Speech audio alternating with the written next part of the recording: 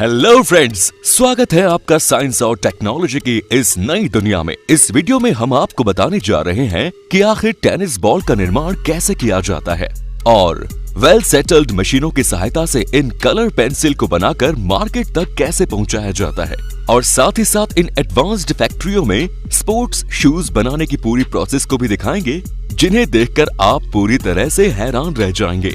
तो चलिए बिना किसी देरी के वीडियो को शुरू करते हैं।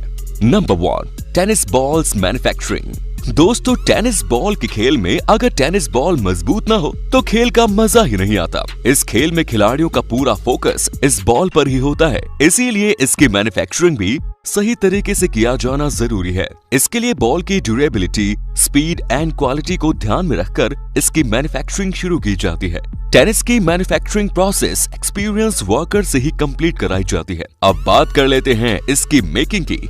दोस्तों, टेनिस बॉल बनाने के लिए सबसे पहले नेचुरल व सिंथेटिक रबड़ के सूखे पाउडर को लिया जाता है। इसके बाद पाउडर का बहुत गाढ़ा मिक्सचर तैयार किया जाता है। इसको बनाने के लिए कई घंटे लग जाते हैं। फिर इस मशीन की हेल्प से रबड़ के बहुत सारे लचकदार पीसेस बनाए जाते हैं। उसके बाद इन पीसेस को इस मोल्डिंग मशीन की सहायता से मोल्ड करके इनको आधी बॉल्स की शेप दी जाती है।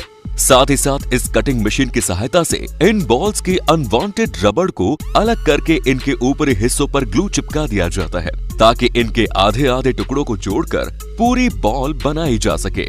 बॉल के टुकड़ों को जोड़ने के लिए हीटिंग मशीन में बने खांचों में इन पीसेस को डालकर हीट किया जाता है, ताकि जो ग्लू इनकी ऊपरी परत पर लगाया गया था वो हीट होकर इन टुकड़ों को अच्छी तरह से जोड़ दे। अब आप देख सकते हैं बॉल्स लगभग बन चुके हैं। इसके बाद बारी आती है दोस्तों इन बॉल्स पर कलर की कोटिंग लगाने की।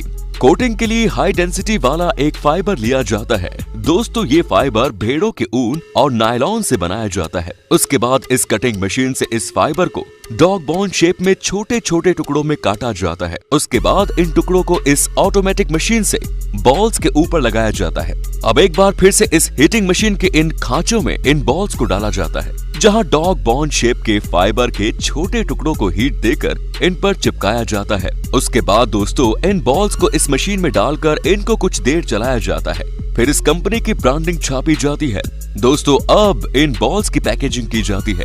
पैकेजिंग के लिए इन प्लास्टिक की बोतल को स्पेशल रूप से बनाया जाता है। फिर इस मशीन की सहायता से ऑटोमेटिकली इन बॉल्स को इन प्लास्टिक की बोतल्स में डाल दिया जाता है। उसके बाद इनकी पैकेजिंग कर दी जाती है। Number 2, notebook production machinery. दोस्तों, पढ़ाई में कॉपीज का बहुत ही महत्व होता है और देश में पढ़ रहे लाखों करोड़ों बच्चों को हर रोज कॉपी किताबों की जरूरत पड़ती है। ऐसे में हम आपको बताने जा रहे हैं कि आखिर कॉपियों का निर्माण किया कैसे जाता है। दोस्तों, इन कॉपियों के निर्माण के लिए बहुत ही आधुनिक टेक्नोलॉजी से बनी हुई मशीनों का उपयोग किया जाता है, जिनमें binding machine, cutting machine, stamping machine आदि कई प्रकार की मशीनें आपस में बनकर जुड़ी होती हैं। आप देख सकते हैं वीडियो में एक तरफ तो इन व्हाइट पेजेस को मूव करने के लिए अलग मशीनें हैं और साथ ही साथ इनके कवर को मूव करने वाली अलग मशीन है।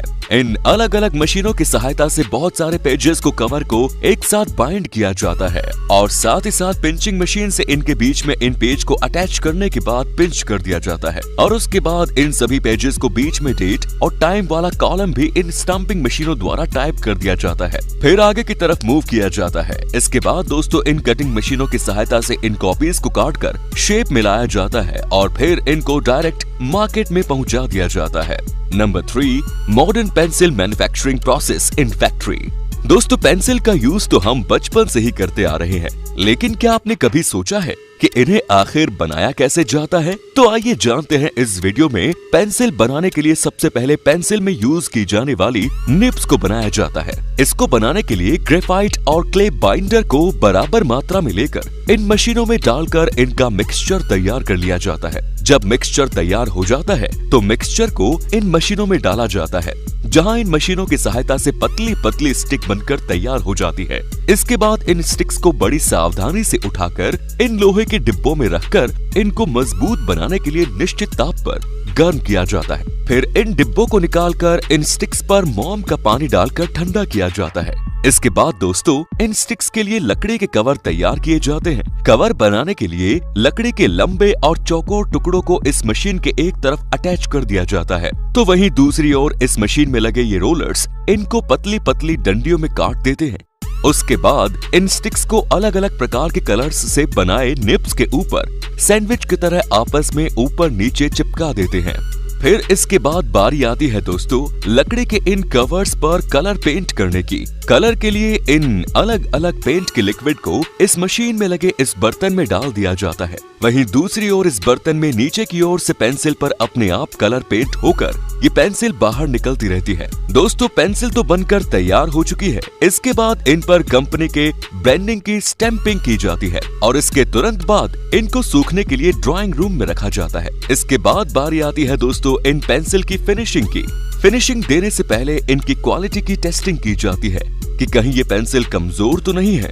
इसके लिए पेंसिल को शार्प करके इन पर लगभग 2.5 किलो तक का प्रेशर लगाया जाता है। टेस्टिंग के बाद दोस्तों अब ये मार्केट में जाने के लिए तैयार हो चुकी है। इसके लिए इनकी पैकेजिंग कर दी जाती है। Number 4, sports shoes making in factory.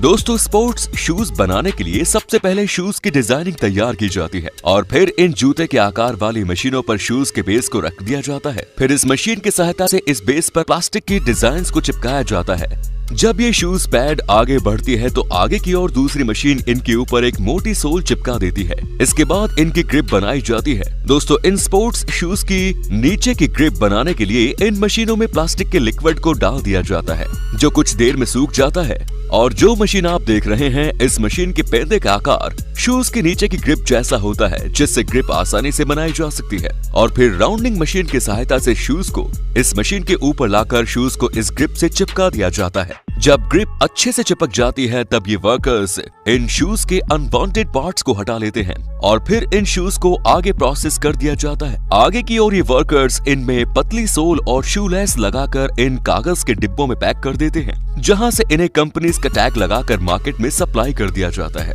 तो दोस्तों आज की वीडियो के लिए बस इतना ही। मिलते हैं अगली वीडियो में। और आपको इनमें से कौन से प्रोडक्ट का मैन्युफैक्चरिंग प्रोसेस सबसे ज्यादा पसंद आया ये हमें कमेंट बॉक्स में करके जरूर बताएं। और अगर वीडियो पसंद आया हो तो वीडियो को लाइक और शेयर जरूर करिएगा। और अगर चैनल पर नए हैं तो चैनल को सब्सक्राइब करके पास में दिए गए बेल आइकन को दबाकर ऑल का ऑप्शन जरूर सिलेक्ट कर लें। मिलते हैं नेक्स्ट वीडियो में। Till then bye bye and take care.